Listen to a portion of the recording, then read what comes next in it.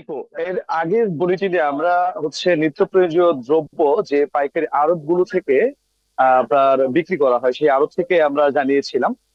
ঠিক এখন আছি আমরা একটি খুচরা বাজারে।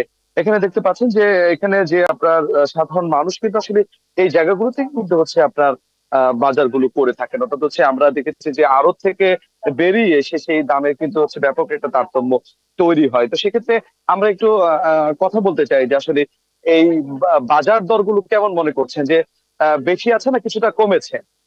হ্যাঁ, দ্রব্যমূল্য তো আসলে আগের থেকে একটু নিয়ন্ত্রণে আছে।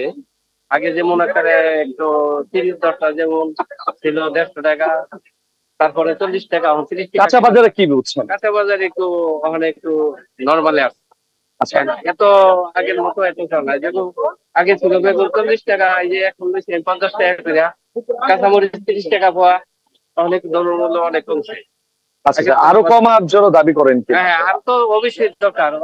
জনগণের তো মনে করেন সকলে একটু ভালো থাকার জন্য জি জি, সকলে একটা ভালো খাওয়ার ধন্যবাদ। জন্য। শুনছিলেন আপনার আমরা যেটা আড়ত থেকে জানিয়েছিলাম যে একমাত্র আলুর দাম ছাড়া অন্যান্য যে দামগুলো আছে সেগুলো কিন্তু কিছুটা সহনীয় পর্যায়ে এসেছে, কিন্তু সেই সহনীয়টা আসলে মন্দের ভালো যেটা বলা হয় মন্দের ভালো হয়েছে, কিন্তু সেটা আরো কিছুটা কমের প্রত্যাশা তারা করছেন। যেমন আপনারা দেখতে পাচ্ছেন শীতকালীন যে ফুলকপি সেটি কিন্তু আপনার 60 থেকে 65 টাকা কেজি দরে বিক্রি হচ্ছে, মূলাও কিন্তু 50 টাকা দরে বিক্রি হচ্ছে, এবং আপনার বিক্রি হচ্ছে আপনার মরিচ কিন্তু বিক্রি হচ্ছে 150 টাকা, 200 টাকা, এরকম বিভিন্ন প্রকার বেতন অনুযায়ী কিন্তু বিক্রি হচ্ছে।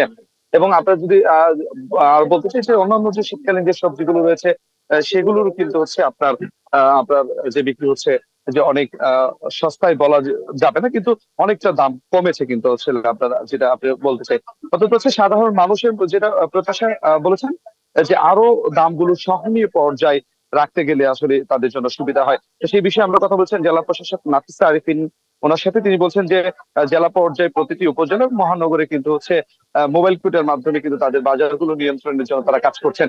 এবং উপজেলা পর্যায়ে কথা হচ্ছিল আমাদের শ্রীপুর উপজেলা নির্বাহী অফিসার যিনি রয়েছেন আপনার ব্যারিস্টার সজীব আহমেদ। ব্যারিস্টার সজীব আহমেদ যিনি বলছেন যে কৃষি বিপণন অধিদপ্তরের প্রতিনিধি এবং কৃষি বিভাগের লোকজনদের সাথে নিয়ে কিন্তু তিনি বাজারগুলো মনিটরিং গুলো করছেন। এবং যেটা বলছেন যে অর্থাৎ উনি উনি নিজেও আপনার এটি মোবাইল কোর্ট পরিচালনা করছেন, এবং পাশাপাশি ওনার যে সহকারী কমিশনার ভূমি রয়েছেন তার মাধ্যমে কিন্তু বিভিন্ন বাজারগুলো মনিটরিং ও মোবাইল করছেন। কিন্তু সেটি আসলে একেবারেই অপ্রতুল, কারণ আহ উপজেলাগুলো যেহেতু শিল্প অধ্যুষিত অনেক বাজারঘাট রয়েছে, সব জায়গায় তাদের মনিটরিং কি আসলে ওভাবে হয়নি, কিন্তু তারপরে তারা চেষ্টা করছেন বলে জানিয়েছেন। তবে মানসিকতা আরো মনিটরিং গুলো বাড়ানো উচিত।